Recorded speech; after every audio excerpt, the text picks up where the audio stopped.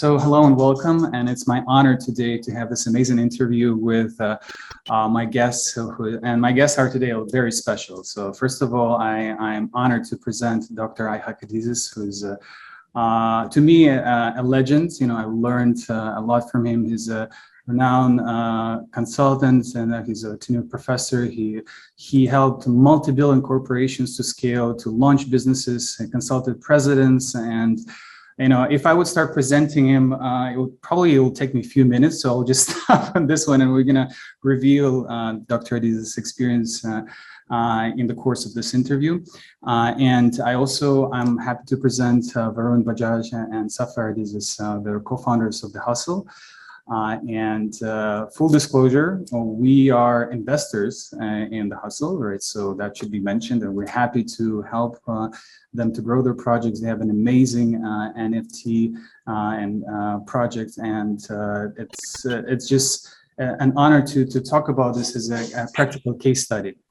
Now, my name is Constantin Kogan, and it's Holistic Investments. So before we start, we have traditional disclosures, and just to throw it out there. So this content is for informational purposes only. You should not construe any such information or any other material as legal, tax, investment, financial, or any other advice. So now, because we're going to talk about crypto partially, we have to be very careful in what we're promoting. Our goal is to make a deeper dive into HUSL as their business model, and to understand, you know, this amazing concept. And but before that, just because we're starting off from this surprise, I would say. So Dr. Adizes is joining us. I think it would make sense to say that Dr. Adizes is an official advisor in the project, and that is why I would suggest to start with your experience, Dr. Adizes. Can you share your knowledge and the framework? You wrote dozens of books, right? And featured in a lot of, you know, again, I don't even know how many publications in the world and how many greatest hosts in the world interviewed you. So from your knowledge, from your experience, you know, can you share with us what is the success, you know, story, like, you know, for the business who's just starting, right? You know, what is the framework you would suggest to use in your methodology?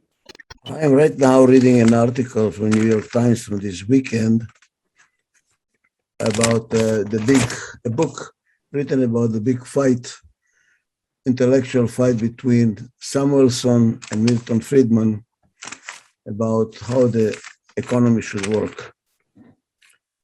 And Milton Friedman was known, this is the Economic School of Chicago, where he said that the goal of the corporation is owner's equity, which means profits. That's a business. We are in the business of making profits, period. And in my judgment, it was wrong. Why is that? I'm going to tell you. I just take my breath. Profit is a reward for achieving the goal. Like being healthy is a reward for jogging. The purpose is not jogging. The purpose is to be healthy. The purpose is not diet. The purpose is to be healthy. The same thing. Getting profits is the reward you get for doing something right. If you focus on profits and you do it all wrong, it will not be sustainable. It'll be, you know, short term, you do something, you made the buck here, it disappears. 95% of startups disappear. 95% of startups fail. I don't know about the cryptocurrency industry. I kind of free myself from that judgment because it's a totally new phenomenon. I don't think they understand what's going on either. So I'm talking about in general terms, 95% of startup fails. And one of the reasons is because they think about profits. You should do what is right. And if you do it right, you will be profitable. And what everybody is struggling is with the question, what is it that I'm supposed to do right to make my profits? Now, I'm going to cover the material. It's in this book, Life Cycle of Organizations, and there's a whole chapter here, pretty big one, about startups. My experience is successful founders, if they think about profits, they look at the wrong thing. What is the right thing to look at? Usually, successful founders identify a need in the marketplace, either that is not being satisfied at all, or that they can satisfy it better. So what is the focus? What does the market need? What does the market need? How do we satisfy the market? And if we satisfy the market repetitively and efficiently, we make profits.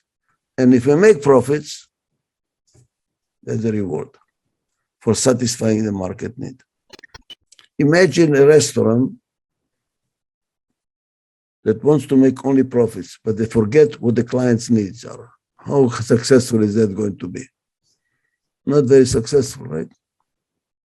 What is a successful restaurant? How do you know a successful restaurant? That the people are coming back. If they came once and never come again, it tells you something. It's not good. You're not satisfying a need. So the right thing to do is to identify a need and to satisfy it successfully. Now, in the cryptocurrency industry, if I might say something, although I don't take ownership of what I say because I really, truly admit I don't know enough. What are the needs? What are the needs? The two types of needs that I think, and I consulted to another cryptocurrency, so I'm not totally ignorant. I'm semi-ignorant, which is even more dangerous, totally ignorant. But let me talk anyway, and you make a judgment yourself. One need is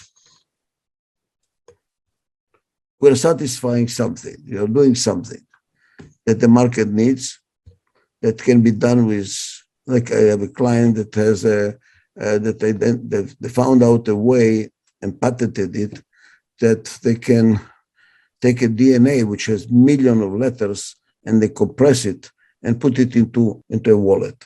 And now the question, so people can be, if they want to do some genetic testing, they can put the results into a wallet and it's private and it's not open to the public like it is with 23andMe. And 23andMe sells all the genetic results of their clients to pharmaceutical companies for millions of dollars. And here it is. Somebody might find out that I have 5 children I did not know about. I mean, the whole thing becomes public. So here it is. They satisfy a need. How do I make my DNA and my genetic results secret, private, my own, and I can, so there is a need. But now they need money. So instead of going to the stock market, which they cannot, they're a startup, there is no stock market, or going to a bank to take a loan, or go to angels and asking for money, they print currency. Now you print currency to finance a need of the marketplace that you are satisfying. But pay attention, satisfying a market need. There is another need that cryptocurrency is playing in, and that's where the Bitcoin comes in. Bitcoin, they're printing Bitcoins, but they're not satisfying any need, that they're not financing anything. What are they doing? What is the need? To provide a currency alternative to the dollar or to the euro, to identify a new currency which people trust more than they trust the dollar. Because Bitcoin is fixed in amount, so there is no central bank that prints billions and trillions of dollars into the market and the bloody inflation goes through the roof. So people trust the cryptocurrency. And there are quite a few of them around. It's not only Bitcoin, quite a few that are competing to be the currency of the new era. So what is the focus? Constantly the focus. If you want to succeed, You have to identify a need that you can satisfy and in which you hopefully believe and you test. I'm going to word over the test immediately. You have a competitive advantage. Because if you don't have a competitive advantage, why are they going to give you the money? Why? What do you have that others don't have? That is the focus. Then, if the people come back again and again to buy your product, guess what? If you're a currency, the price of the currency goes higher and higher. I don't know where Bitcoin is today. It's already 48,000 or something very high. Here it is. I'll see. I will check it because I own it. Well, it's already $50,000, 50,300. Okay, people believe in it and they buy it and they buy it and buy it because they believe that it is the alternative to the dollar, the alternative to the future. And when you get PayPal accepting Bitcoin, and when you find out that Tesla used to accept Bitcoins and Amazon accepting, wow. So this is becoming a tested, proven, international new way of exchanging value with new currency. That's a new currency. That's its appeal. Other companies here are financing something that they are hopefully going to be profitable with. So the first stop for a successful startup is to focus on a need. Focus on a need and be sure that you have a competitive, and believe and test that you have a competitive advantage in satisfying that need. Now I'm repeating the word test. Too many startups start with a dream and they stay with a dream and they never test the dream. They're dreamers, you know, they're dreamers. Moonwalkers, as you said in one of your books. You need to test the dream. Now, how do you test the dream? Well, how do you test a new car that you design? How do you test a new product? You go and you do, many of them are done on a computer with a simulation. You know, the same thing here. Sit down and do what's called a business plan. Who is going to buy it? What are their needs? Why are they going to buy mine rather than somebody else? From where, how is it going to be financed? How is it going to be the product delivered? You look at all the detailed repercussions, and especially in this field of cryptocurrency, are we crossing any boundaries of the legal, what is right, what is not right? I know it is Wild West. It is Wild West. But sooner or later, the sheriff is going to come to town. I mean, it's not going to stay Wild West for too long. The sheriff is going to come to town. And when the sheriff comes to town, are we with our pants down or we are with our pants up? Let's be sure that we thought the details sufficiently that we can sleep at night and not waste our time on worrying.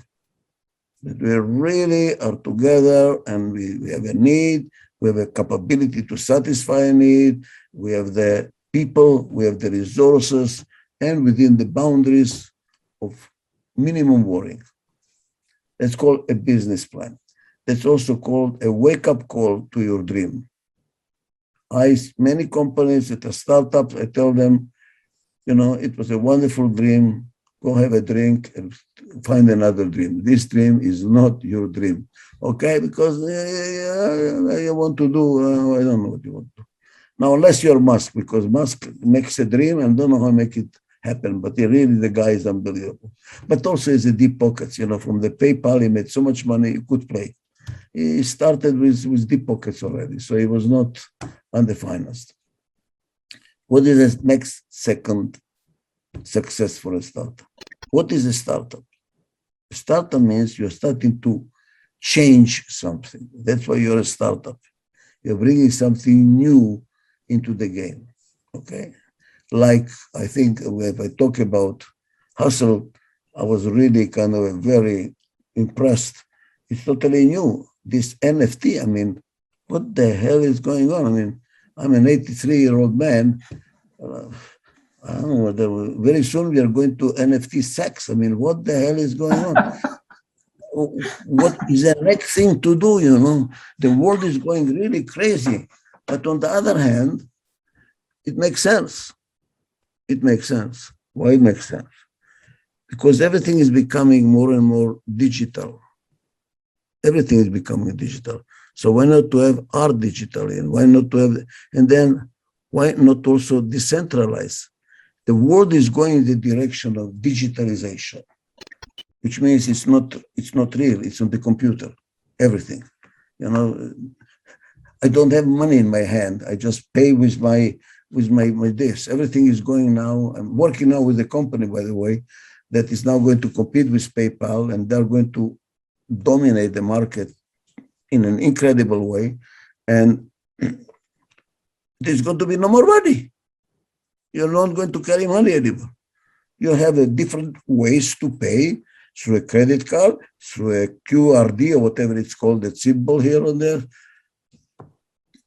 Everything is digital. You don't touch anything. You don't touch anything. Everything is becoming symbolic, representing value. So why not in art? Why not in music? Second change in the world is going through is that it's getting decentralized. Everything is decentralized because the millennials don't want to work in a hierarchy. They don't want to work 8 to 5. They want to be free and they want to make their decisions. Everything is becoming one big ecosystem and the hierarchies are falling apart. So now, instead of an artist being dominated by some label, I was just watching a movie, The Life of David Geffen. By the way, David Geffen in 1970s wanted to work with me. I should have said yes, you know, anyway. You know, and he really created a label, you know, and he was making money by serving, but also dominating artists. Well, maybe this is over. Maybe now 1 million people can own an artist. Why? Because we have a digital capability to make that happen. Not only an art, also a piece of art, painting. You know, what else do you want? I just was talking to Varun about this idea to marry these two companies I'm consulting to when they digitalize and put in a wallet a DNA. How would you like to own a DNA of Hitler? How would you like to own the DNA of Dali? Maybe we can NFT DNAs. Anything can be now put on a bloody wallet. And anybody can say, I want to own that. Wow, wow, wow. New change, new world. Whenever there is an opportunity, there is a threat. Just remember that. And the bigger is the opportunity, the bigger is the threat. The bigger is the opportunity, the bigger is the problem that you have to deal with. It's not one-sided. Nothing is one-sided. Nothing is one-sided. There is no hot without cold. There is no music without silence. There is no light without darkness. Everything is double. And Varun, coming from India, knows about this yin-yang story very well. Everything is together, masculine. So you have an opportunity, there is a problem. Now the trick is how to exploit the opportunity and control the problem. What is the problem? What is the opportunity? Change. And whoever can jump into the change successfully first wins the game. And the others are still waiting and doubting, etc., become behind, become obsolete. They're still selling whips in Detroit, you know. There are no more horses, you know, there are cars now. What they are doing with the whips? They become obsolete. That's opportunity. The change gives you an opportunity. What is the problem? And I want to talk about the problem. So you have to watch out the problem so that the problem does not eat the opportunity alive. Everything in this world is a system. Everything. You as a human being, you're a system. A company is a system. It has all. Country is a system. The world is a system. Everything is a system. By definition, systems are composed of subsystems. In a company, you have marketing subsystem, sales subsystem, production for us, programming subsystem, financial subsystem, human resources subsystem, people subsystems. And every subsystem is a subsystem, sub, all the way to the nano down there. When there is change, the subsystems do not change at the same speed. Marketing goes faster than sales. Sales changes slower. Production, slower. Financial, accounting, whatever, slower. People, oh my God, try to change people. Try to change people. Much slower too. That makes gaps in the system, cracks. It's called disintegration. The biggest danger to a startup is disintegration. People have different opinions. We should do this. No, we should do that. And we should go faster here. No, we should go faster there. Slow down here. I cannot catch up with this. So what happens? There is opportunity here, but we are not capable to capitalize on it because we are not together. The biggest challenge for a startup is to keep it together so we do not fall apart as we are trying to address change. Because the change is causing us to change too. You see, the change is causing us to change because we have to adapt to the change out there. We have to change in order to adapt to the change. But as we change, we fall apart. One answer to that is that it is normal that you will have a very autocratic, opinionated, strong leader. Says, no more bullshit, here's what we're going to do. Whoever does not like it, buy a ticket to Latin America and goodbye. Ciao. You know, we are not running a kibbutz here, you know. We cannot run a kibbutz here. What the fuck is going on? Now, the next thing I want to tell you, which is very important. What is normal and desirable at one stage of the life cycle of a company, which is a startup, would become abnormal later on, critical, and maybe even kill the company later on. So what is dictatorship desirable to start should not remain dictatorship. Because if it remains dictatorship, the company is growing. Look, it is the same thing with a baby. With a baby, you become a dictator. Time to go to sleep. Time to go to sleep. Now try to do that to a 26-year-old son. You know, I moved to Puerto Rico. You know, the hell with you. You see what's happening? You have to change your style of leadership as the company changes. You have to change your style of parenting you have to change your pattern of being a spouse, because a family, a marriage, and I think Varun just got married. Listen, Varun. So, by the way, I have a book, you should read it, called The Power of Opposites. How do you keep your family together? Because when there is change, what's happening? 50% of the marriages go into divorce because they do not adapt as the marriage changes. First, we are in love, then we have children, then the children leave the house, and it's not the same thing. You have to change how you behave because it's not the same marriage anymore. It's a different kind of a need. So, first secret of success is, are you satisfying a need? Are the people coming back to buy your product or service? That's number one. Who are you? I'm going to be meeting with a HUSL group, which is, I didn't start consulting yet. I'm meeting them this Thursday to find out what need are you really satisfying. Who the fuck needs you? Let me tell you how measure that. I have a way to say it. Who will cry if you die? If HUSL goes bankrupt tomorrow, who will cry? That tells me if you're needed or not needed. If nobody will cry, maybe you should die. What the hell? Nobody needs you. Who needs you? Number one. And do you have what they need or not? Do you have something which is competitive enough that gives you a chance to succeed, to satisfy the need, and they're going to come back? Question number one. Number two, do we have a commonality of vision of the leader that we accept? Where are we going? So we are all going together. Now, why is that togetherness, integration so important? Because we are falling apart. Normally, it's normal, guys. It's normal to fall apart. Hear me well. Because change causes disintegration.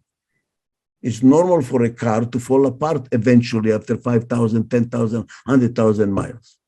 Normal. Everything is called entropy because change causes disintegration. Period. Don't fight it. But then, if that is a problem, what is the solution? Integration. Keep it together. Keep it together. Now, you don't want dictatorship that's stupid. He doesn't listen to anybody. He has his own dreams, and people say, what the hell is he talking about? You want a good leader that has good ears. He listens, reasons, and tries to bring the people together. And if there is, after enough discussion, we come to the point of, we understand it. Now the question is, do you want it salty or do you want it sweet? Salty.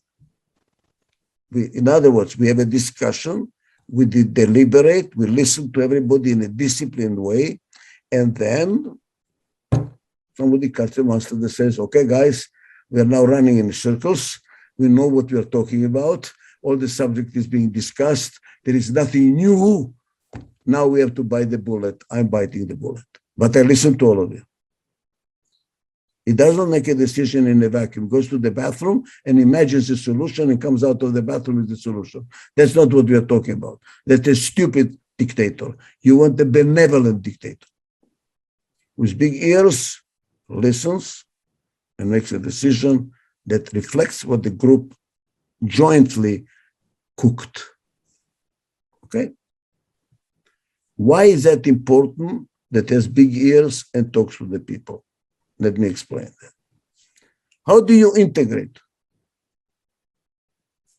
Change causes disintegration. How do you integrate?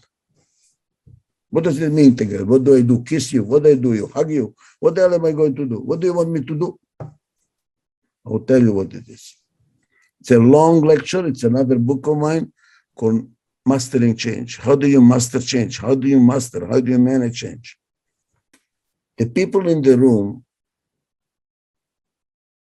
and the function that they represent, marketing, sales, production, which is the programming, development, financial side, I don't know, whatever.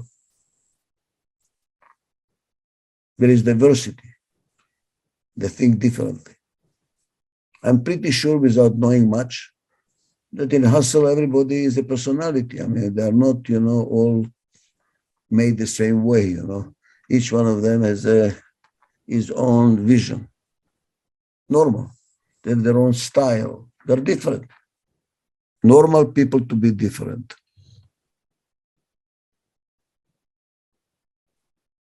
Because of that, it's normal to have conflict. I think A, you think B. Now what the hell do we do? There's a conflict. How do you bring them together when they think differently? How do you bring a marriage together when we are different? You always marry somebody who is different. I don't know, Constantin, if you're married or you fall in love with somebody who is different. Because if they're the same, they're boring. You marry somebody who is different. How different? They're usually strong in what you're weak. You fall in love with your own weakness that the other party has as a strength. That's why you're in love. Oh, wow, she's so wonderful. What are you describing? Your own fucking weaknesses. That's what you're describing. Because the other person compliments you. And that's what creates a conflict now, because they're different. Okay, they're strong in what you're weak. Oh my God, I definitely don't like that, They're better than me. So how are we going to be together? It's called mutual respect. That's not mine. It's Immanuel Kant, the philosopher, who says, Respect is when you recognize the sovereignty, undeniable right of the other party to be different. I accept your difference. You don't have to be like me. You don't have to be like me. I respect your difference. In the case of a startup, I don't expect that you are feminine and I'm masculine. We are not talking about that difference. I respect that you think differently. I don't have to agree, by the way. We agree to disagree. That's fine too. But I gave you a chance to express yourself. I am listening to what you have to say. I reason with what you say. And you do the same thing with me. That's why the word mutual should be in capital letters, bold. Okay? Look, some religions, the Muslim religions for me, they want everybody to respect their religion, but they don't respect anybody else's religion. It's not mutual. That doesn't work. It has to be mutual. Otherwise, it doesn't work. And how do you make it mutual respect? It's behavioral. It's not intentions. No intentions, behavioral. So in Adizes methodology, I really have very hard rules. How meetings are being run. How discussions are being run. Very, very hard rules. And in our rules is, if you break the rules, you pay a penalty, a real significant penalty. And that money goes to charity. And if you don't have money, because some people don't have money, then they do push-ups in front of the whole group. Get on the floor, do push-ups, because you broke the rules. And what is the rule? You're not respecting the other party. Like, speak at the same time. I'm talking, you're interrupting me. You know what? What the hell? You're not listening to me. You're trying to win an argument, and you don't listen. So one of the rules is, when I talk, you shut up.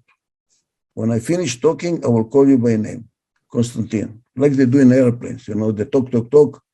They have a word that tells them, now it's your turn to talk. They don't talk at the same time. If they talk at the same time, they're going to crash because they're not communicating. So the first rule is, don't talk at the same time. I talk. You cannot stand what I'm saying. Never mind, take a piece of paper and write. I'm going to kill the son of a bitch tomorrow. Write it down. But don't say a word. Just shut up.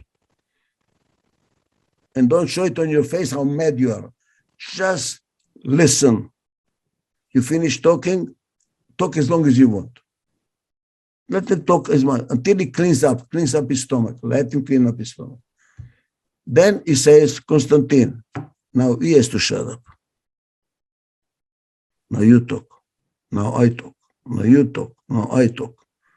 You know what? I found out even the most incredible conflicts go down. Why? We listen to each other. And I take notes, what I disagree. I'm writing down what I disagree about. So when my turn comes, I'm going to talk. So the first rule for integration, because all companies fall apart, all marriages do fall apart. There is no marriage without conflict. You know what? You do it in your own head, by the way, you have a conflict too, you know that. One part of your brain says, let's do it. The other part of the brain says, are you crazy? What the hell are you doing? So how do you handle that? How do you listen to both parts? Take a piece of paper and you write down, why yes? Then you finished. Why not? You see what you're doing? You're listening to both parts. Peacefully, quietly, no raising of voices. I don't allow people to raise voices. You raise your voice, you're intimidating. You're intimidating me, you want to win the argument. You want to win the argument, go home. We are not here to win arguments. We are here to learn from each other to make a better decision. What can you give me that can teach me? I have one rule. I'm just finishing another book. And when I'm saying to people, I love people that defeat me in my argument. I really love people that beat me. Respectfully. Not raising their voice and pushing a finger into my chest. No. Not literally, but why? Because if they defeat me in my argument, I learned something which I did not know before. I even tell them, thank you. Wow, it was a good point. I did not think about it. Thank you. In Hebrew, you don't say mutual respect. You don't say honor, or you say value. Rikshei ha'aracha. I value you. Why do I value you? Because I learned from you.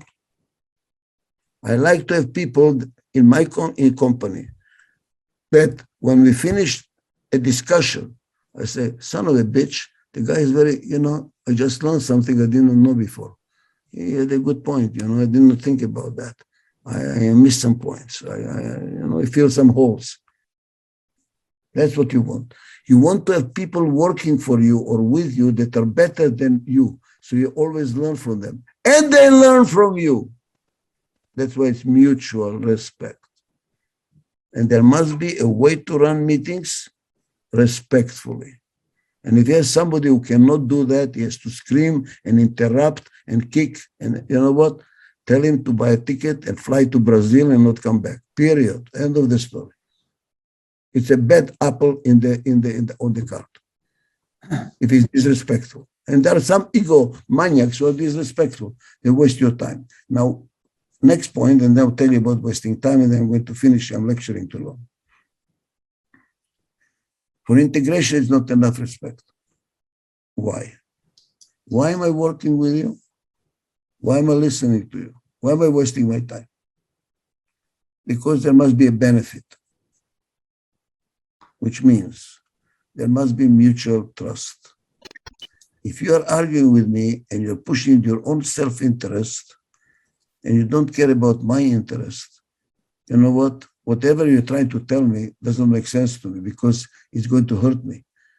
I have to trust you that you have my interest at heart and I have your interest in heart, or in a kind of a startup, we all work for the same thing, trying to make this thing successful. You see it this way, I see it this way. We are all trying to make this successful, period. So we listen. So the way you integrate and thus solve this big threat or disintegration that's caused by change is by having mutual trust and respect. You want to have people in the company that you respect and that you trust. And you must have a way of running the company in a way that encourages mutual trust and respect, feeds mutual trust and respect, nourishes mutual trust and respect, and not undermines mutual trust and respect. You want a leader, dictatorial leader, that has mutual trust and respect as the northern star that drives his behavior. The role of a leader is to create a climate, to nourish a climate of mutual trust and respect, because in a startup is continuously changing. That's what a startup is about. So you have to be sure that you don't lose the base that is so important. The base is very, very important. The culture is very important. The behavior is very important. If you have, now why is mutual trust and respect so important? Because energy is fixed at any point in time. There is no endless energy. We know that from physics. There is no perpetuum mobile. Energy is fixed. If there is no mutual trust and respect, you waste a lot of energy on fighting, disrespecting, worrying, whatever the hell. So what happens? You deplete your energy, and only the surplus left, is anything left, you can deal with the external environment and exploit the environment. You're not going to succeed. By the time you go out there to help the market, you're exhausted with the internal fighting.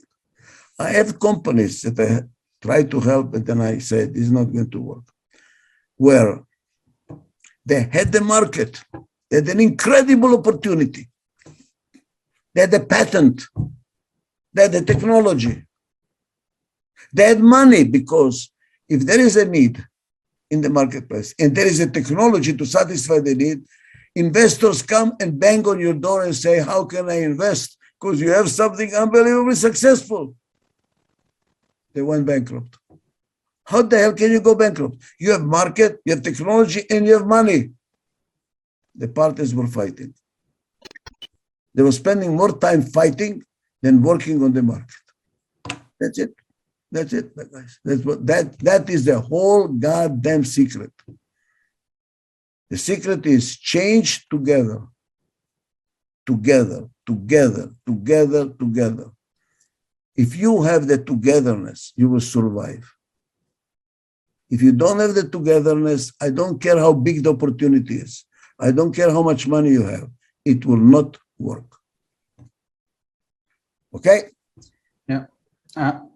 So respectfully, thank you for sharing this gems of wisdom, Dr. Adizes. I think it's we can. I'm sure we can listen to you for hours, but because of the respect of your time constraints, so I would love to defer a lot of your suggestions and comments to Varun and Sapphire. And basically, like from my perspective, I would say that we supported the HUSL team because we actually see that first of all they have this potential. There's a need in the market. There's no even doubt about it, and I'm sure I will let them talk about it more.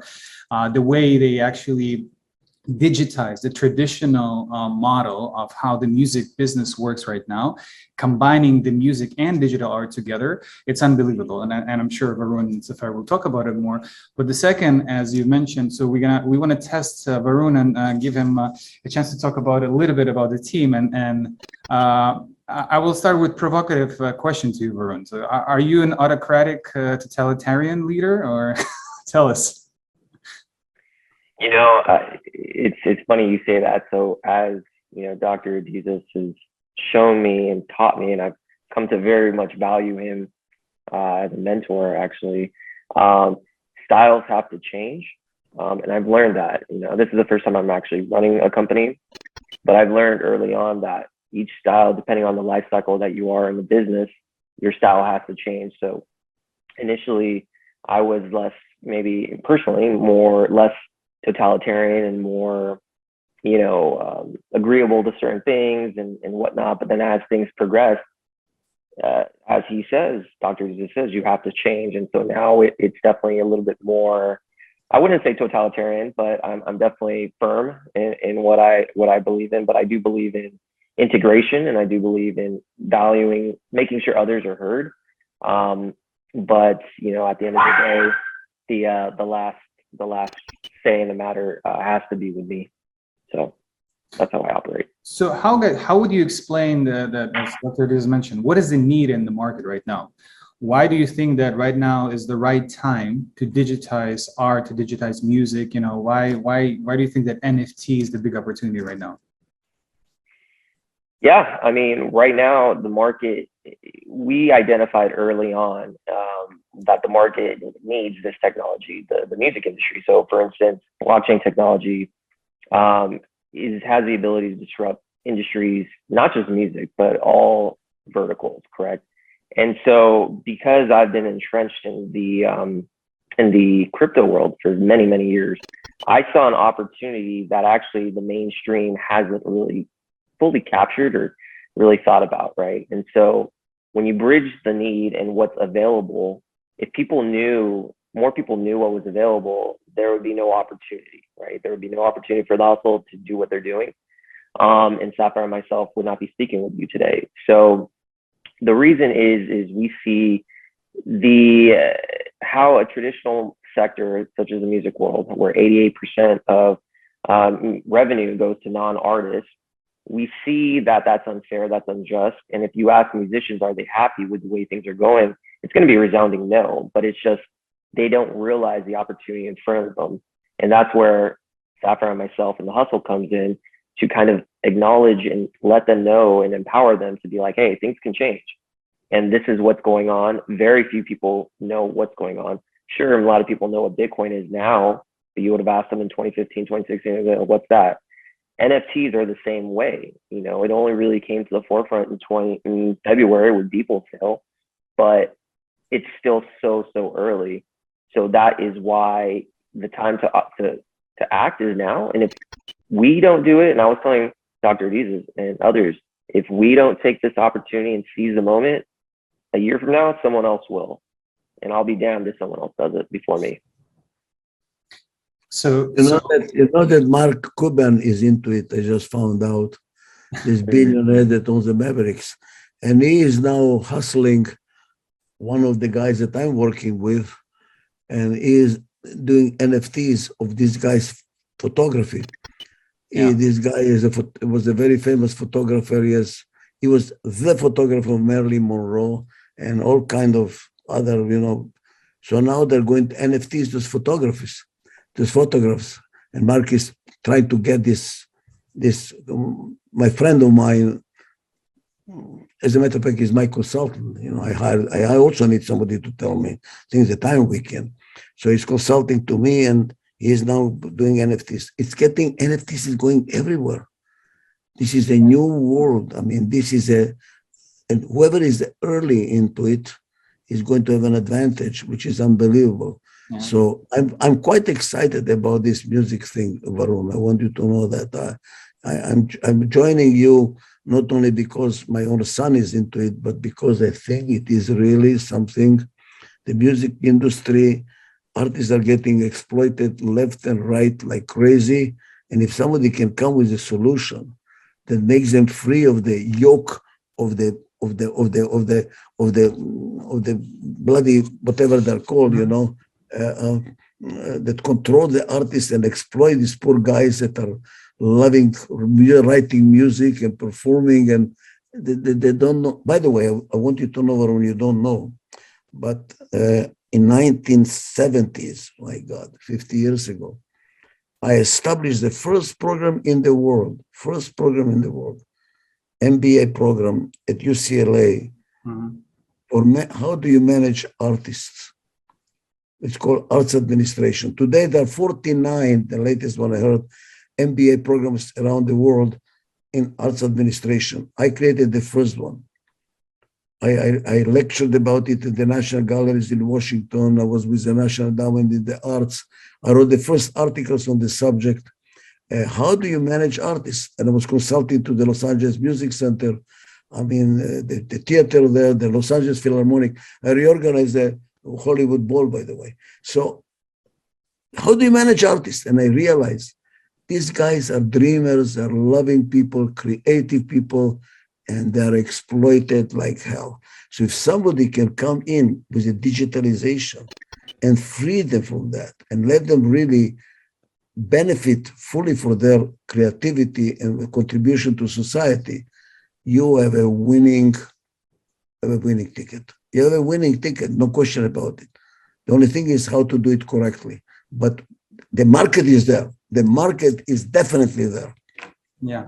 So if I may, I think this is the time when I want to Sapphire, because you are a musician. You're a talented musician. You're an artist yourself. You know all in and outs of this industry.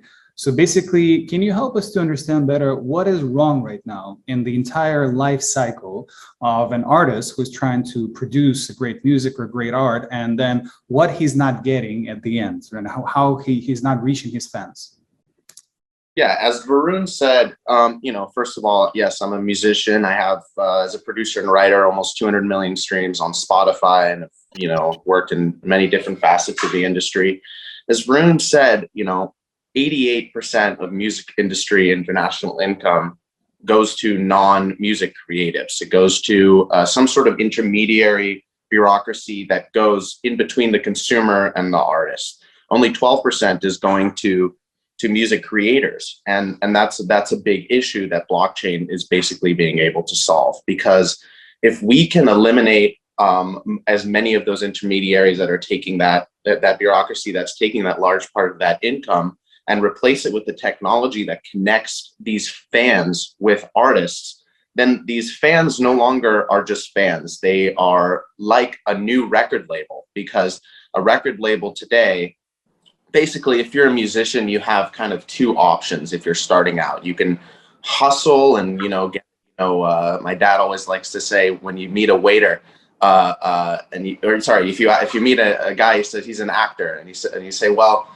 which restaurant do you work in? You know what I mean? That's my dad's classic joke, right? You can hustle and get a waiting job try to get as much money as you possibly can, and you put it together and you put some money into social media and you hire like the smallest PR company that takes, you know, a discount because your friend's friend knew somebody, and then you finally put something out on social media and nobody watches it. So then you go back and make it again and get a second waiting job. And then finally your dad tells you it's time to become a businessman and stop. Right? So that's one option. Or you can become extraordinarily lucky, like, you know, 1 in a million, and you happen to know somebody who happens to live next to Kendall Jenner in LA, who happens to know the music manager that just fits into your genre, right when you met the right producer who happened to make the right song, and you get 200 million streams on Spotify, and you know, or like many musicians are born into it. You know, many musicians have become very popular. They have parents or they have uncles that are music industry executives, or know somebody, or born in Calabasas, you know. Those are basically the two options. Now, what I believe the hustle is changing, and what blockchain, you know, it's going to happen no matter what, as Varun said, if it's us or if it's somebody else. An artist can now come and put a work onto the internet in a digitized form, utilizing a string of code that's associated with it that is unique to that one asset, or a select, you know, a collection of that asset. And in purchasing that code that's associated with that asset, which is a non-fungible token, can be, I want to say this in the right way, purchasing a collectible for the artist to be able to fund their career, but also the person who's purchasing this collectible is that collectible can go up in value. And as the artist's career grows, that fan is portfolio in a way is growing. And what makes that so incredibly exciting is that record labels these days are doing what are called either 360 deals, or, you know, in pretty much all record label deals of all time has always been, I'm going to give you an advance that's recoupable, and I'm going to take 80% of the income, right? And I have control over the costs. Mm-hmm. And that limousine that picked you up when you're 22 years old from the hotel that I got 3 marketing guys hotel rooms in your hotel room, that's all on your bill, and I'm controlling it. And it's recoupable, meaning, so as the bill goes up, I'm going to collect the costs, and you're only going to take that little 16% of the income at the end of the day. And if it's a 360 deal, I'm going to take all of your income, not just your music income, but if you sell a t-shirt at your show, I'm taking that too, right? That's the popular record label deal. What's going to completely change everything is, I believe a fan will be able to go to a platform. I think it's the HUSL.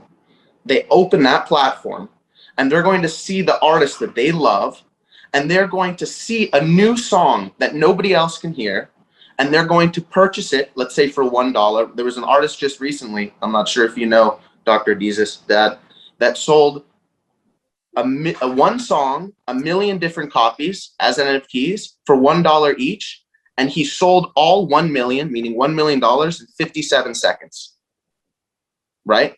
I believe artists are going to be releasing their music as NFTs first. Wait. Can we NFT my books? I need that. What the hell? 100%. Of course, because the goddamn publishing companies screw me, they left and right, you know. No, here's the thing. This is the big thing. NFTs and the hustle is to the music industry what Bitcoin is to centralized banking. NFTs can be to the publishing industry, to publishing industry what Bitcoin is to centralized banking. NFTs are a revolution that's going against a centralized tyranny of power that makes sure that there's no democratization as to which artist is either successful, or it makes sure that a fan has no participation in the back end of an artist. I mean, from a fan perspective, you pay $10 to Spotify and you listen to all your friends' songs, and that income is going not on pennies on the dollar, but pennies upon pennies upon pennies on the dollar to the artist.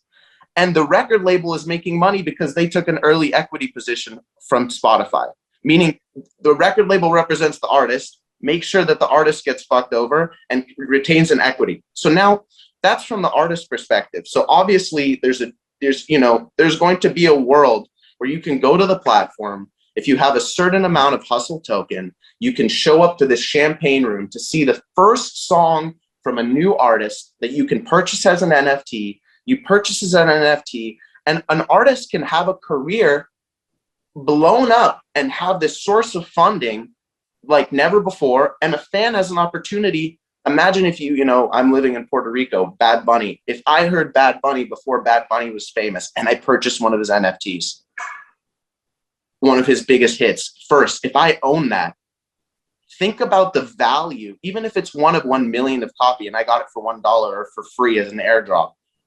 Now, if I held on to that and resold that, and from Bad Bunny, his fans are his label now, as opposed to the label being some sort of tyrannical power that stops him. So there's basically, it's all the music industry should be is between artists that perform, fans that consume and invest, whatever, and producers and songwriters that create music for artists to perform. If you only have those three people, then the only thing that is necessary in order to unite them is blockchain technology, where we are now. It required this giant bureaucratic system of waiting 3 years. I've waited 3 years sometimes to be paid by a record label. Can you believe it or not? Even though the song came out 3 years ago, I wait 3 years to get paid, and it's not by the correct amount. And there's no way for me to audit. If you just naturally know enough about blockchain, you're going to see, oh my God, a fan can purchase NFTs from an artist, fund their career. An artist can get that funding and then purchase NFT instrumentals and song ideas from other producers, all on one platform. And that can create the artist to have a new song that can get purchased by fans. And now it's just 3 parties interacting with each other on the blockchain. And the intermediaries are no longer necessary because the smart contracts are paying the people out, and it's being paid within minutes. That's the other gigantic change is I wait 3 years to get paid by a record label. You have to wait till, next quarter of next year when they've recouped the income from the costs that you have no control over and that you're never going to see. And you only got 3%. That's my, the producer deals. I have a producer deal, a song, and I can't reveal whatever. It got played on Ellen a few weeks ago. You'll get 1%, right? Now you're going to see this unbelievable world where that is big. Yeah, as I was going to say, the smart contracts, the money comes in from the fan within 10 minutes, 5-10 minutes. The money's in your crypto wallet, and it can't be stolen, and you can audit it. Oh my God! Oh, it changes everything. It changes absolutely everything. I have a question. Yeah, it is my ignorance. Isn't the label doing management of the artist? Because in this cryptocurrency scheme that you're talking about, who does managing the artist, creating his career, promoting him? Who does that? Mentorship of artists is always going to be a thing. You can't take the value of a mentor cannot be replaced by blockchain. Right. But I'm not, and you're my dad, so I can say you're definitely ignorant on this one because you said part of my ignorance. Yeah. The label many times, many times, I don't know if you ever know about this, will give an advance to an artist, take their album, put it in the factory shelf, and never release it because they have another artist in their label that may be a competitor to that artist, and they don't want the 2 artists to compete. So they're just owning the artist, making them make this whole album, putting it on the shelf, and never release. But never mind. The one that they want to mentor, who does the mentoring? Right. No, and that's 100% still going to be a facet. If we want to include mentors, it can say an artist and their mentor, a fan and their mentor, and a producer / songwriter and their mentor. We will talk about it because this is a whole. We have to solve this whole because look, if HUSL can add outsource mentoring for which they get paid and they get part of the Bitcoin system, they own part of the, whoever invests owns part. they are investing also their time and their effort. Right. Now I give you the artist access to the money, transparency of information, and a mentor. What else do you want? Right. Yeah. So we need to talk about that, because you need to have the whole schmear has to be closed up. Don't leave anything open. And that's actually in their plan. I wanted to ask about this. That was my next question. You almost like read our mind. So what I wanted so by the way, so thank you for your passion. You can clearly see that it's coming from real pain. And I think that's what's beautiful about it. Like, you know, and I'm sure a lot of people who are listening, who are musicians, will be able to relate to this pain, right? So you're disintermediating like a lot of the, I would say, intermediaries in between, like, and also your marketplace. So you're solving a lot of problems. But besides that, I wanna, you know, we have a lot of great examples. Visa just bought $150,000 worth of NFT. Like, you know, we have Maroon 5 who are uniting against the, the climate change, and they're doing it in a decentralized format, right? And we have a lot of artists who are like supporting this movement. And by the way, one of them, I think we should mention this, is one of the top stars, who's Busta Rhymes, also supporting you. So can you mention maybe a little bit about it? I think it's an exciting element of your business that is such renowned stars are supporting you. Yeah, and I just wanted to quickly say, Sapphire, that was an amazing speech, man. I love the passion, and I've known you for, you know, when I started this journey, Sapphire was one person I was introduced to by our COO, Matt Shelhoff, and man, he's been, I just can't say enough about him. He's just such a great, loyal guy, and I feel the pain, and I hope your audience feels that pain too, because even though I've never been in the music world, and I stumbled upon this by chance because, you know, two music executives found me because I understood NFTs. So music was not in my DNA, but from an observer now, actually, since I'm integrated running a company, a music company, it is now starting to become in my DNA. And I feel for the pains and the struggles that, you know, musicians and creatives go through. And I think they should be set up, because for too long, being taken advantage of, that's just not right, and it needs to be changed. And that's what, you know, we want to be, that missing piece, at least, to provide them the solution out. But yeah, anyways, back to your question with Busta Rhymes. Yeah, Busta Rhymes is not only an advisor, but he's also a content producer, and he's integral into what we're trying to do, because he gives us a lot more credibility as well, right? A lot of his peers, everyone around the world knows who Busta Rhymes is. And so coming into this project, we knew early on that in order for us to make as big of a mark as we'd like to, we have to align ourselves with industry veterans, right? And so actually, Sapphire was instrumental in giving us the opportunity to meet Busta. Actually, long story short, Alex Rifkin is the son of Steve Rifkin, and Alex and Sapphire are really good friends. And so I met Alex, and through Alex is now basically, or actually is a part of our day-to-day team, and he's incredible. His dad, Steve Rifkin, and Steve Rifkin is a music mogul, one of the biggest managers, especially in hip hop, all around the world. And through him, then we got introduced to Busta Rhymes. And Busta, what was important for us is not to just align ourselves with the biggest name, right?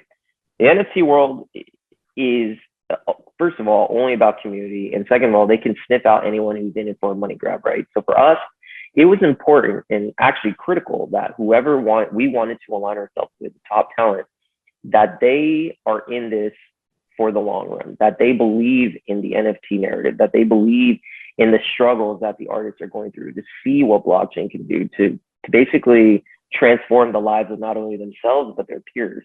Because if they aren't doing that, the NFT world will sniff it, and there'll be a massive failure. So it was very evident to us that Busta Rhymes was that guy. He has this vision to become a pioneer. If you notice his tweets recently, he's really engaged in the crypto world. Mm-hmm. He's really engaged in learning and wanting to become a student of not just NFTs, but Bitcoin. Why the monetary policy right now is in trouble. Why are people flocking to Bitcoin? Why is Bitcoin necessary? And with that, why is Ethereum necessary?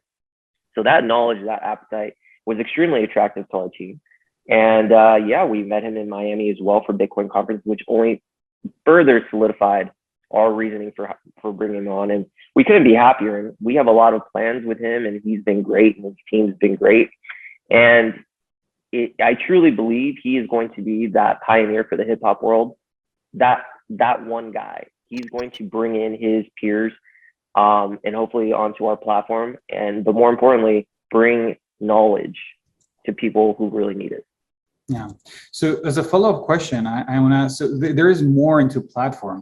I think it's important to mention that besides this amazing opportunity to connect directly an artist to a fan, an artist to have direct interest like from the fans and earn more money, like honestly, like, and not to ask a permission for a label or recording company, like, who's going to do like crazy contracts with them, but also for fans to potentially have appreciation from this NFT. As Sapphire mentioned, like if you invest in early NFT of any artist and you wait for a year and this artist becomes like a top star in the world, your NFT can do 100x. Again, we're not like, it's not a financial advice, but this is like something that I think it's important for the audience to understand, especially who the first time hearing that, right? But there is even more to that. Like for, you have an interesting element of your platform, which is ticketing, right? So you can have an early access to some exclusive events. So guys, I wanted to talk about it because I think it's also exciting. Well, the technology is there that we can do all sorts of things, right? So ticketing is one aspect where, the NFT is the ticket per se to enter any sort of event or enter any sort of, concert. So in our case, we can do everything. We can do the experiences where in order to get into this exclusive release party, you must purchase the artist's NFT, which makes sense, right?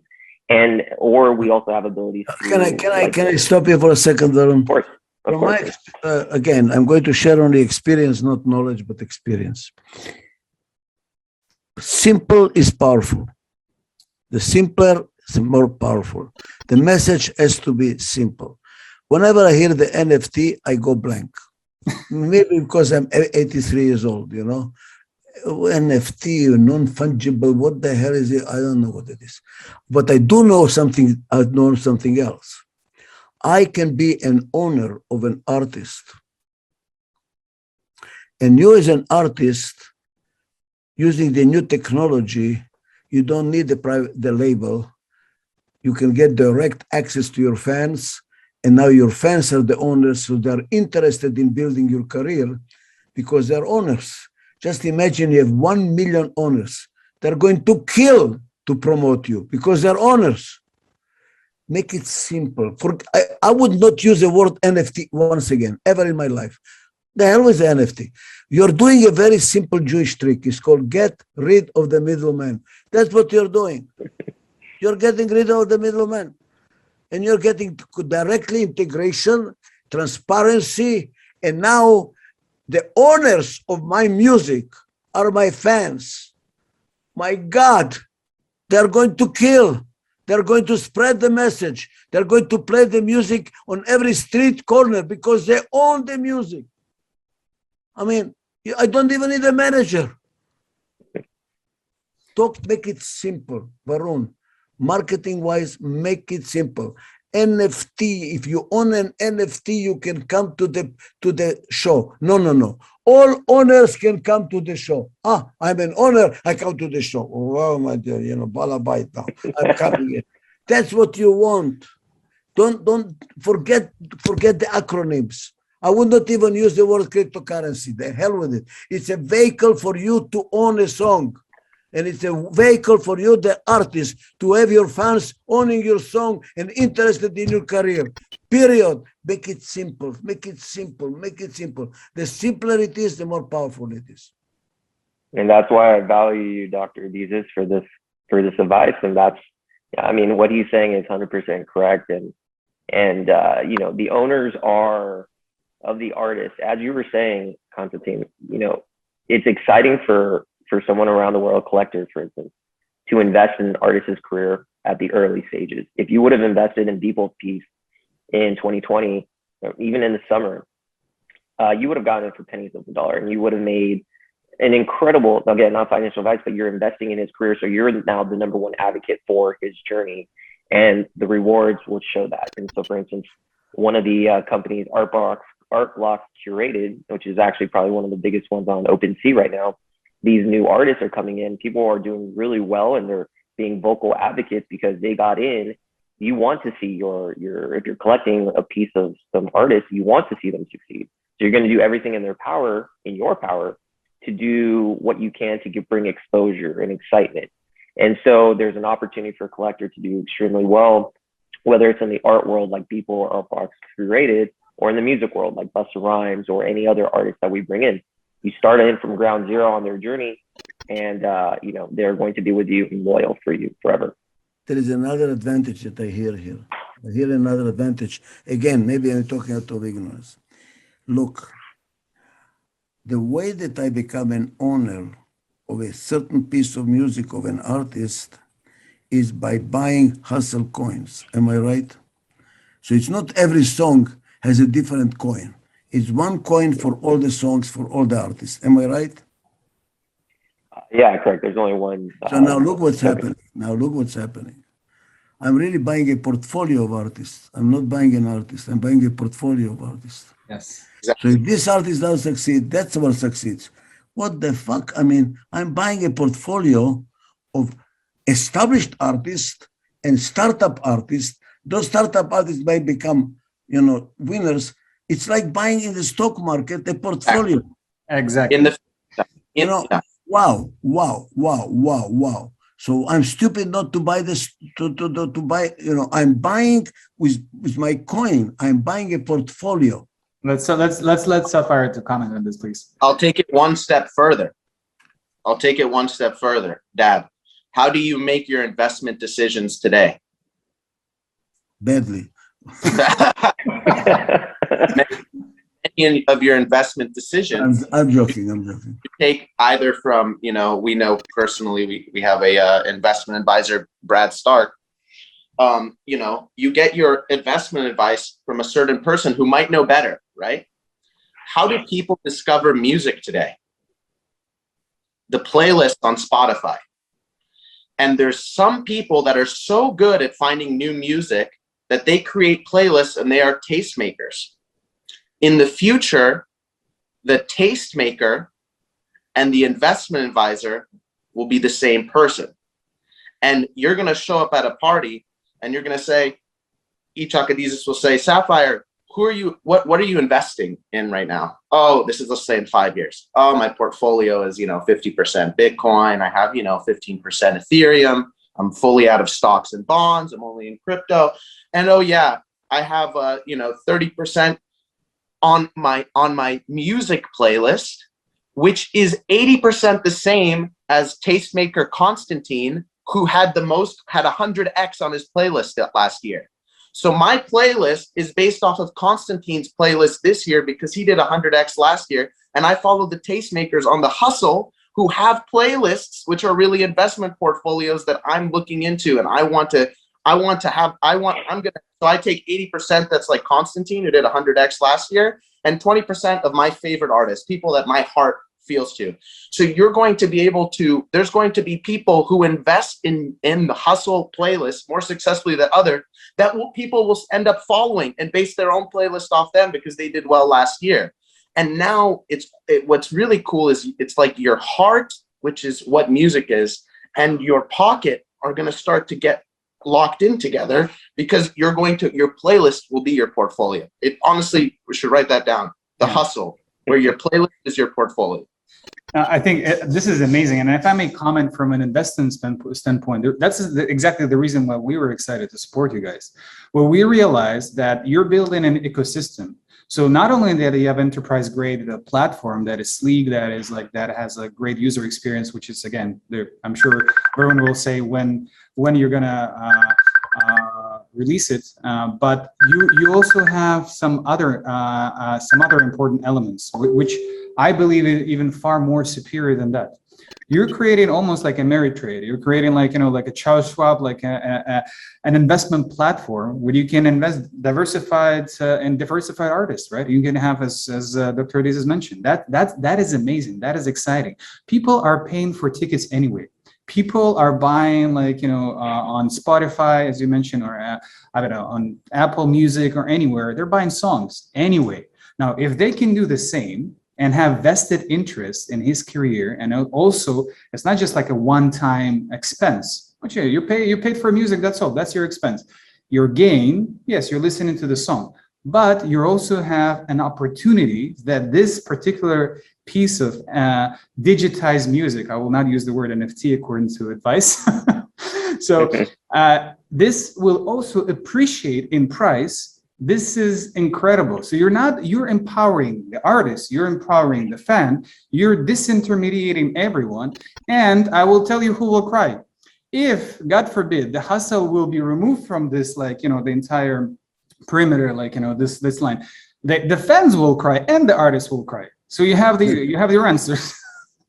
I'll take it one step further. You ready for this? This is good because my dad has come into this wholeheartedly saying how he doesn't know about crypto. So there's an opportunity for this exchange of Varun teaching and Constantin teaching my dad crypto and my dad teaching his methodology and his experience of, 60 years in the industry. Dad, have you heard of a DAO? Do you know what a DAO is? Yeah. It's another currency, right? No. So what a DAO is if you have, let's say you have a currency and everyone has holders and you need to make a decision about the currency, let's say. Everybody who holds the token can place a vote. And if you have a token, each token is one vote. And we can vote on a decision utilizing exchanges of the token on a giant scale. So look at how is music discovered today. The reason I have almost 200 million streams on a project I produced and wrote is because I released it on Spotify in 2015, 2016.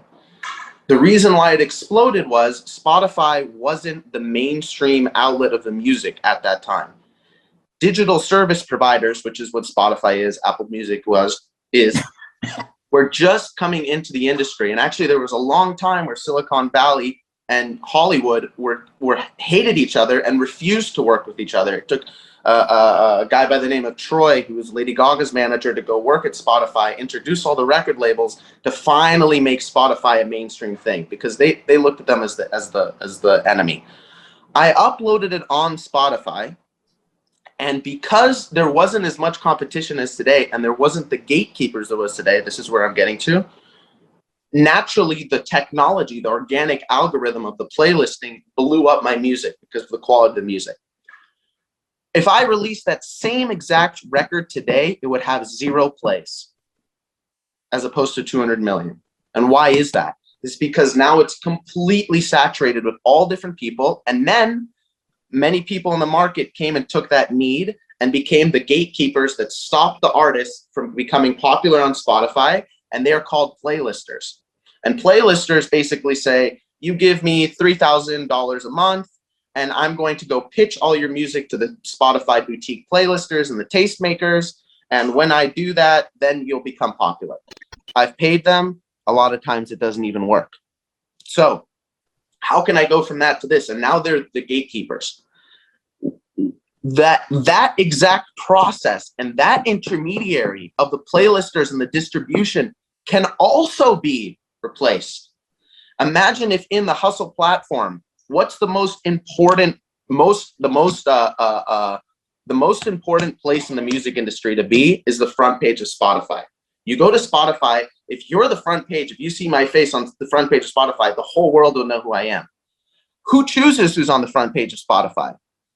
These intermediaries.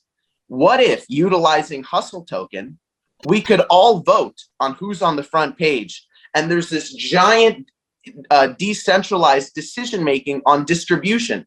Now the payola, that used to be blowjobs and cocaine is how you got your music on the radio. You used to, a girl would, no, seriously, that's how it was. They would go, they'd show up with a bag of coke, and then and then that's how this to the radio DJ, and that's how the song became popular. You know what I mean? Now there's this decentralized system of making decisions on distribution. It's just an unbelievable world. It's the same world that gets the crypto people excited that they can, Dad, I don't know if you know about this. Literally one day we're going to open the car door, walk into the car, close the car door, and drive away. And a smart contract is what decided who has ownership over the car, because there's an NFT that shows the certificate of the car. And for me getting in, closing the car door, I never have to pay, never have to make a transaction. This car is now mine, and I own the NFT associated with the car, and I drive away, right? It's like it's a whole new world that we're going to be walking into. Sorry. Wait. Because what I'm hearing now is an enormous amount of opportunities. It's a threat. I want you to know that. Because it's like a guy who goes to a bar, like this girl. Oh, there is another girl, and there is another girl. The other girl goes home and jerks off. Because you need to focus. You need to focus. One at a time, one at a time. What we need to do now at HUSL is to look at all the opportunities and say, slow down. First of all, we're going to do this. Then we are going to do this. Then we are going to do this. If you try to do everything at the same time, you're going to go home and jerk off. Please slow down. Slow down. I would support it 100%, and maybe that leads us to one of the last questions. So let's maybe talk about what's the roadmap, Varun. So can you help us to see what's on your plan? What are the major milestones that we're expecting to see? Yeah, no, and Dr. Adizes is correct. You have to do something. You can't do everything all at once. You need to focus on one thing and do it extremely well, and then move down, which is what the roadmap is for. But everything Sapphire is passionate about is things that we are putting on a roadmap.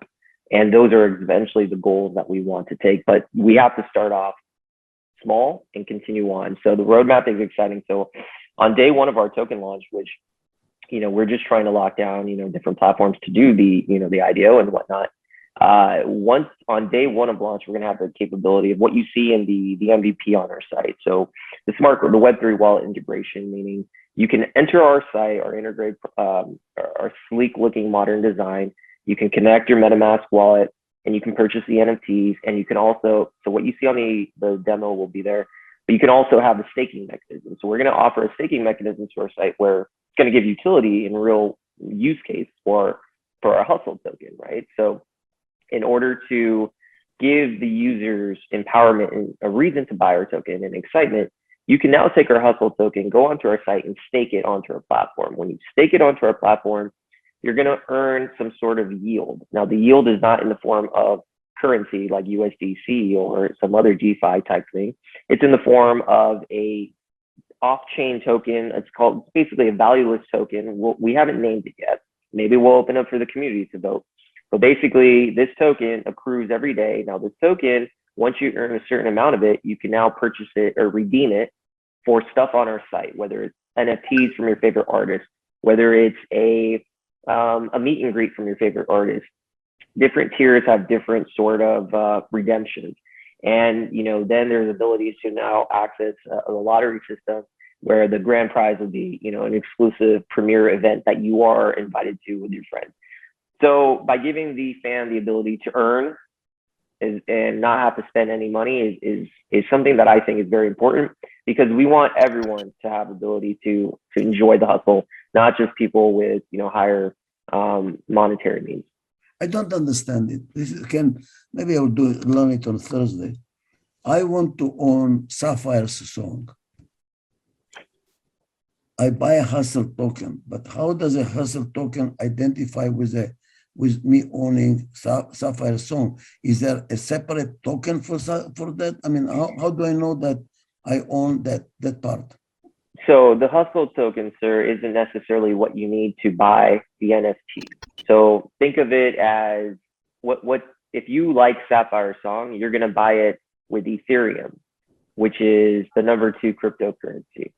So that is, eventually we will use our token to buy, but you would just pay in Ethereum. It goes Bitcoin #1, Ethereum #2. So Ethereum, you buy it. Now the HUSL token, and then once you buy it, you have Sapphire's song in your wallet and it's tracked on the blockchain. You'll see when you bought it, it's in your wallet. So that's done. But the HUSL token. But Ethereum is a coin. Yes. It does not say that I own that song.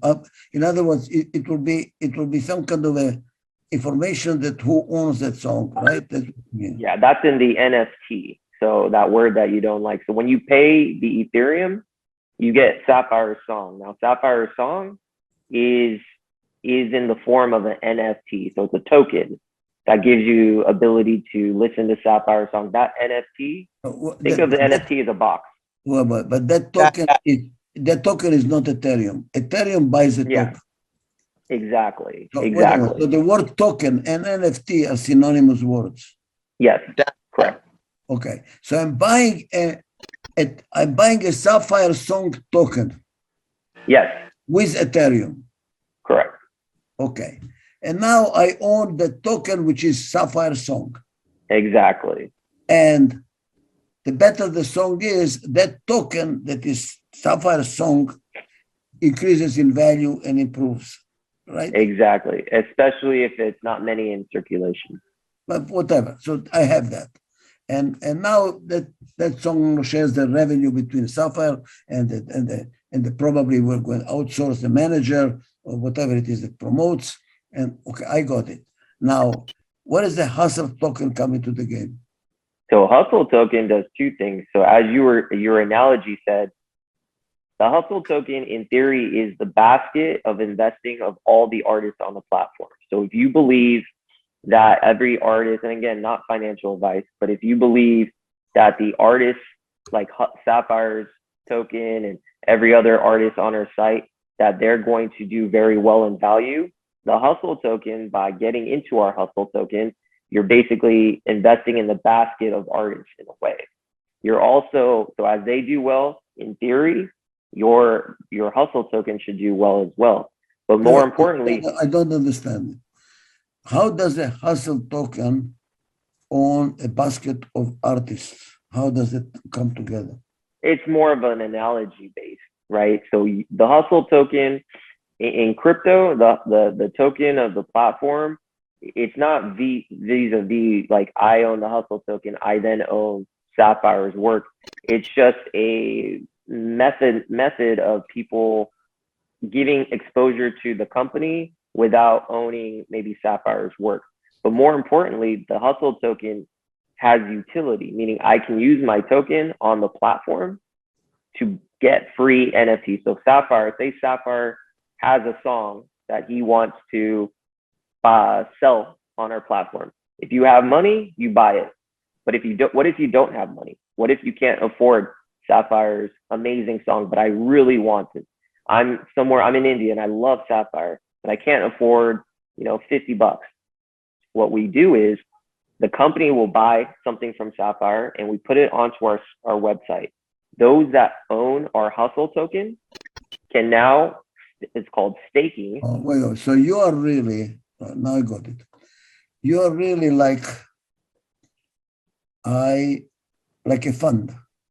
The fund buys a lot of companies as a portfolio, and I buy a piece of that fund. Basically, you become now the smart person to know which artist to buy. So all the money that you're now going to raise through the going out to the market, you're raising now money, right? That money is going to be used to buy different tokens of different artists to create a portfolio of these artists. And now I am owning a portfolio of artists that you selected. Did I got it? Yeah, in a sense, is we're going to acquire different artists to come onto our platform. So in theory, just think of the HUSL token as representation of getting interest getting interest into our company. And if you believe our company is going to do well, that's kind of the conduit. It's a fund. It's a fund. I'm using the analogy of the stock market.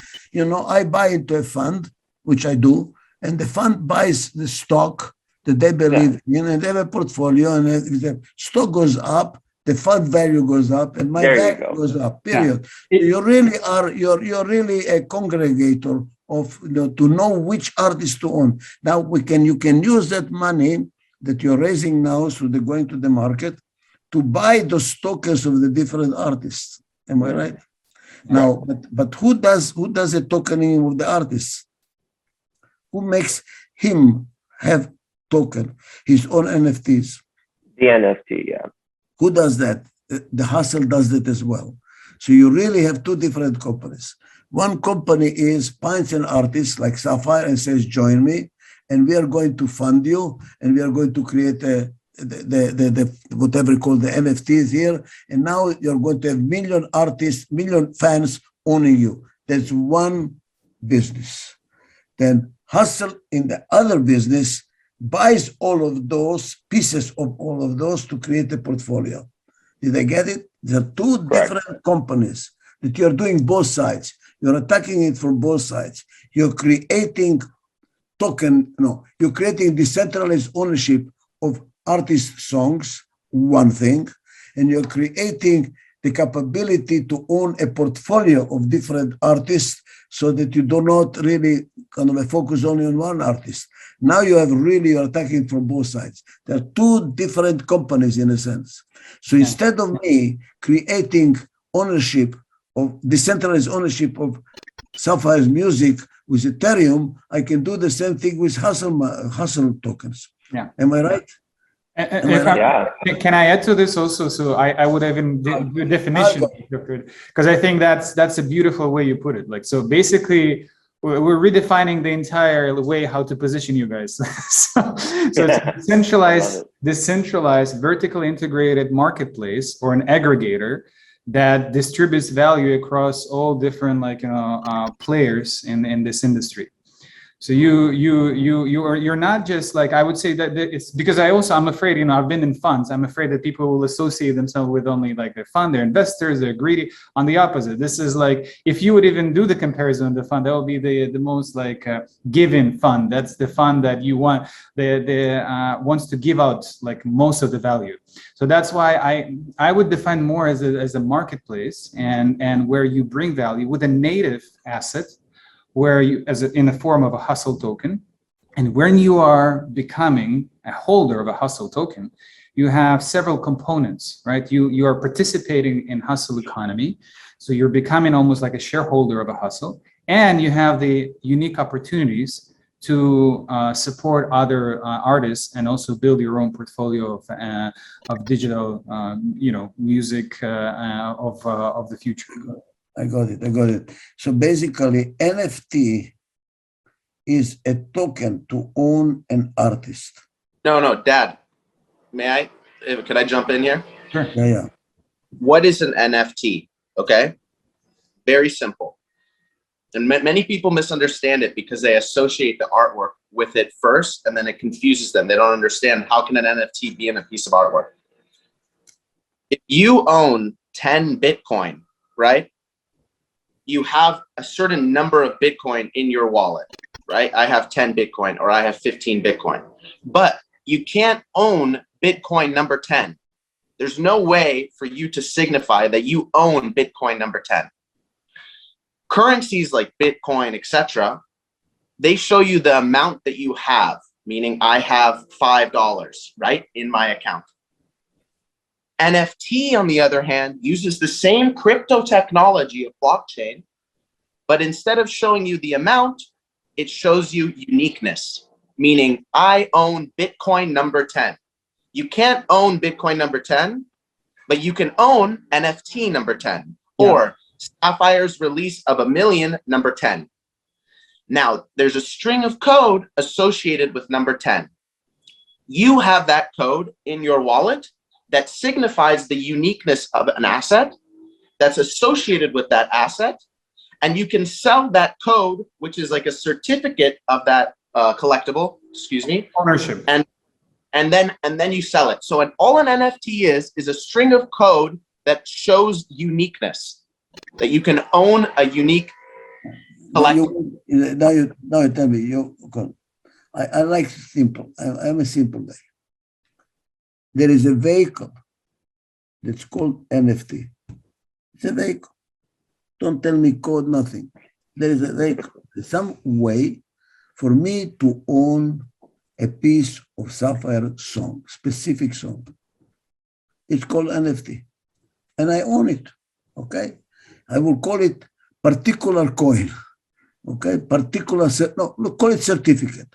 I own a certificate that tells me that I own a piece of Sapphire's music, period.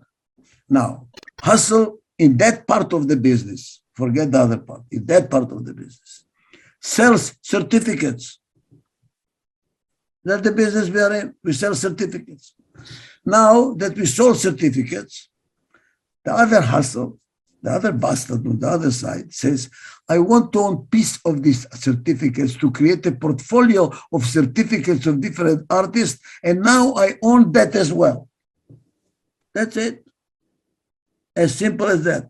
HUSL are two different businesses that are Siamese twins. One side creates certificates for artists, period. And we don't need to own 100% of these certificates. We can own 10% of this, 5% of that, 50% of this, 30% of that. We are in the portfolio business, the other side. You see that?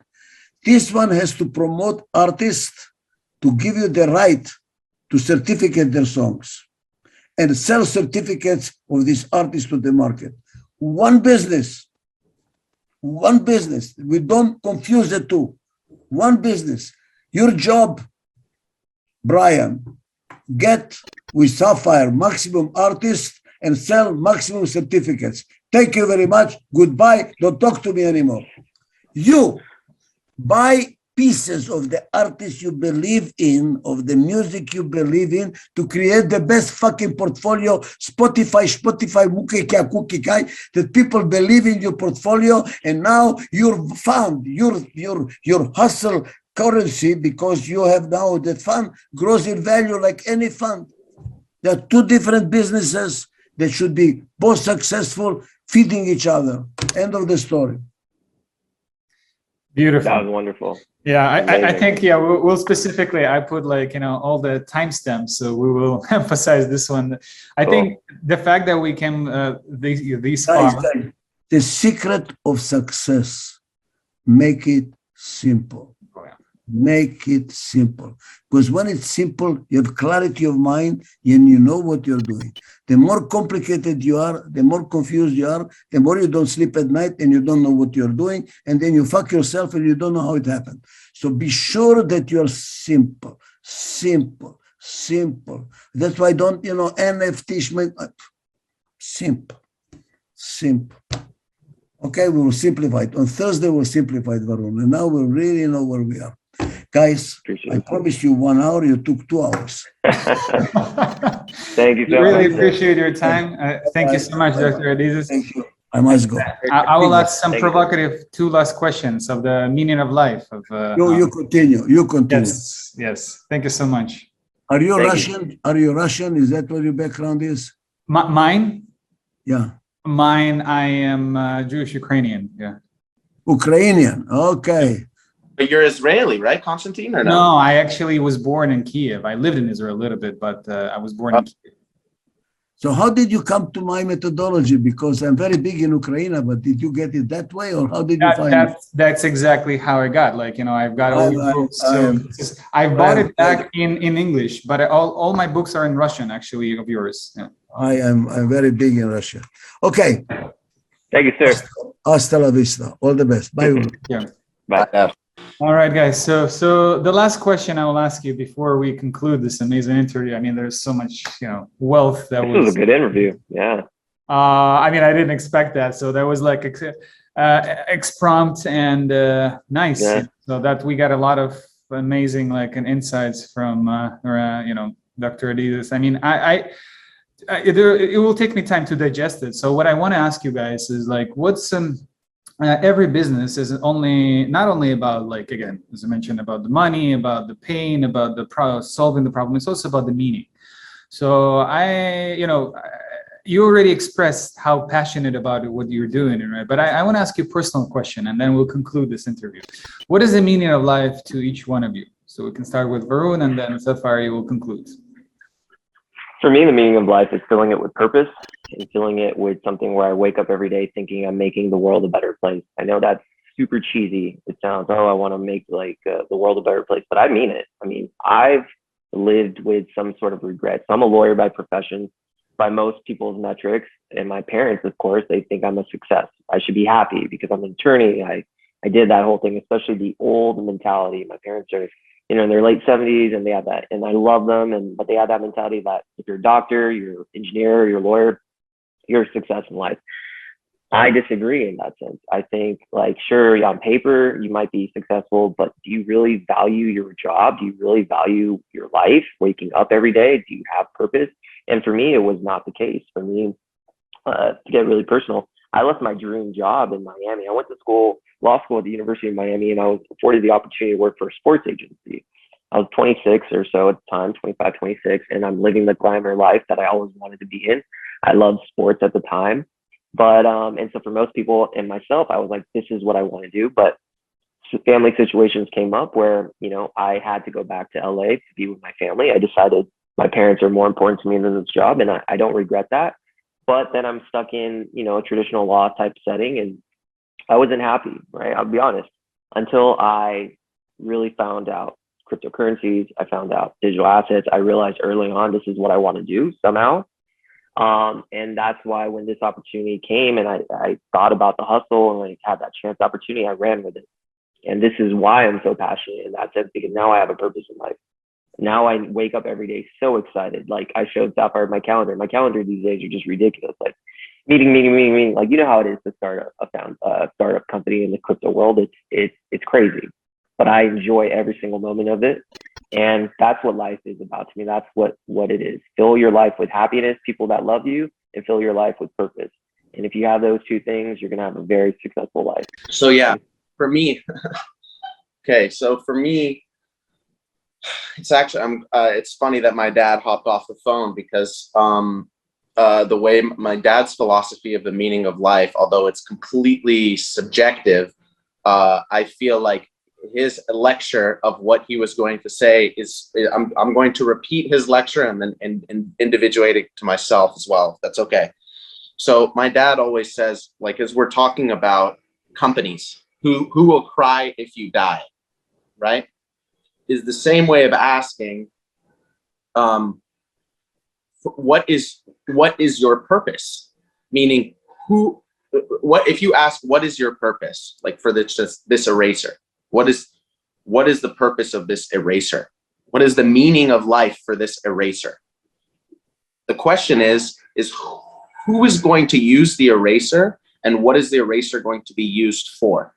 Because you can say, this eraser, the meaning of it is it's an ear scratcher, but it's not. The meaning of this eraser is to erase. Who will cry if this eraser dies is the people that are using this to erase. And the meaning of this eraser is to be an eraser. So you've defined the meaning of life for the eraser. How do you define the meaning of life for a person? When you do things in life, you either get energy or you expend energy, right? Some actions give you energy. For instance, when I go kiteboarding, I just moved to Puerto Rico, so I'm out there with a board, a kite, and everything. Wow, it gives me energy in a way that makes me, now I'm deviating from my dad's lecture, that makes me lose a concept of myself, of who I am. I'm so in a flow state that I'm no longer Sapphire. I'm part of a greater ether, with some greater spiritual bubble. With the eraser, same question. How do you know if you're fulfilling your purpose with a human as opposed to an inanimate object? Whether or not you're getting energy from it. And many times in my life, I've been in a place where my head says one thing, but the energy that I'm getting from the something totally different. And just to relate with Varun and going to law school, I'm a musician, you know what I mean? I have a very promising music career. I played with orchestras and composed symphonies, Spotify plays everything. And when this opportunity came, it gave me so much energy that, as I used to tell my friend, Berhana, who actually made the record with the 200 million streams with, follow the light. There's a light that's out in the ether that's giving you energy that you follow. Like, you know, the sun's way in the light and there's a light going and you can follow that light. This project and crypto in general was giving me so much energy, I started following the light. And ironically, same experience happened to me with the 200 million streams record. I was making my own album. I was focused on only being my own artist. And my buddy came and he sang me some songs. We started collaborating together. I started producing and writing.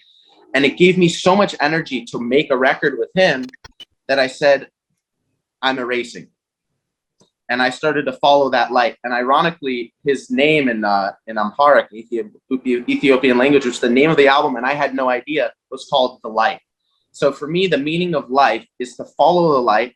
And when you follow the light, you lose a sense of self and you become a bigger part of the greater ether. And really the meaning of life is to lose that sense of self, because eventually we all do when we die. And during this life, it's to follow that light. And in turn, and this is where I agree with Varun's definition, I believe when you follow that light and you lose that sense of self, inherently you become more selfless. And when you inherently become more selfless, you're actually giving more. And I think there's a relationship between that flow state of being completely in a losing a sense of self and a contribution to humanity. I think those two are linked.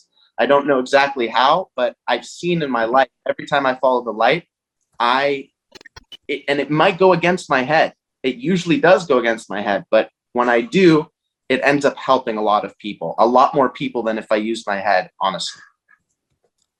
Beautiful. Thank you so much. I really appreciate, you know, everything that you've shared with me. I think we learned a lot from each other today, and that's the beautiful thing. Like as a conclusion, again, I will share all the links to the HUSL project. I implore people to visit, you know, all their social media channels and a vibrant community in Telegram and growing. And I'm sure that whatever the guys are doing, because there's so much passion in it, they will be successful. So with that, we conclude. And Varun, Sapphire, thank you so much, guys. Thank you. Thanks for having us, Constantin.